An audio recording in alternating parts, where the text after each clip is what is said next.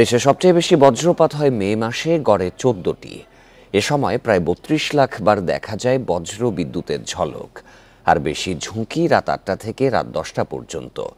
অস্ট্রেলিয়ার কার্টিন বিশ্ববিদ্যালয়ের গবেষণা বলছে, বায়ু দূষণ, তাপপ্রবাহ ও উঁচু গাছ কেটে ফেলার প্রভাবেই এই প্রবণতা বাড়ছে।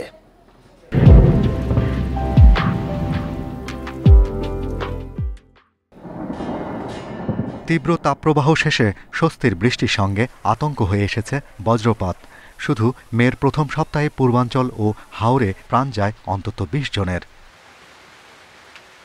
বজ্রপাতে মৃতদের 70 ভাগই মাঠে কাজ করা কৃষক, আর গোসল ও মাছ ধরার সময় মৃত্যু হয়েছে 13%। দুর্যোগ মন্ত্রণালয়ের তথ্য বলছে, এতে বছরে গড়ে মৃত্যু হয় 265 জনের। গত 12 বছরে প্রাণহানি 3000-এরও বেশি। গবেষকেরা বলছেন, বজ্রপাত বাড়ার বড় কারণ বায়ু দূষণ, বৈশ্বিক উষ্ণতা বৃদ্ধি ও উঁচু গাছ কেটে ফেলা। কোথাও 1 ডিগ্রি উষ্ণতা বাড়লে বজ্রপাত বাড়ে 12%। বন্যা, ঘূর্ণিঝড় পূর্বাভাস দিয়ে প্রাণহানি কমানো গেলেও বজ্রপাতে সে সুযোগ নেই। মোট বজ্রপাতের 70 ভাগই এপ্রিল, মে ও জুনে। ঢাকার যে ডিস্ট্রিক্ট, আশেপাশের ডিস্ট্রিক্ট নরসিংদী, ব্রাহ্মণবাড়িয়া, কিশোরগঞ্জ, সেই এলাকাতে বজ্রপাতে যে মানুষের নিহত হওয়ার সংখ্যা, এটার সাথে বায়ু দূষণ একটা সম্পর্ক আমরা পাইছি। বায়ু দূষণ যেটা করে সেটা হচ্ছে যে আকাশে বায়ু দূষণ তো এক জায়গায় থাকে না। যখনই আপনার এই বাতাস আসে, সে তখন চলে যায়।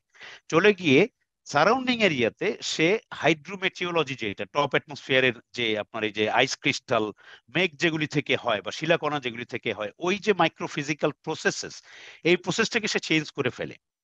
মৌসুমি বায়ু প্রবেশের আগের 2 মাস এপ্রিল ও মেতে সিলেট, সুনামগঞ্জ ও মৌলভীবাজারে এর প্রকোপ থাকে বেশি। বর্ষায় তীব্রতা বাড়ে সুনামগঞ্জ সহ রাঙামাটি, চট্টগ্রামে। শীতে বেশি আক্রান্ত হয় খুলনা, সাতক্ষীরা ও বাগেরহাটে। ট্রান্সবাউন্ডারি বজ্রঝড় এবং হাইলি লোকালাইজড বজ্রঝড়ের প্যাটার্ন এবং তার শক্তিমাত্রার মধ্যে কিছুটা ব্যত্যয় ঘটেছে।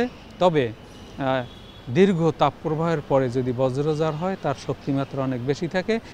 দেশের আকাশে দেখা মেলে 3 ধরনের বজ্রবিদ্যুতের। এর সবগুলোই ভূপৃষ্ঠে না পড়লেও প্রাণহানি এড়াতে উঁচু স্থান, জলাশয় ও খোলা জায়গা এড়িয়ে চলতে বলেছেন গবেষকেরা।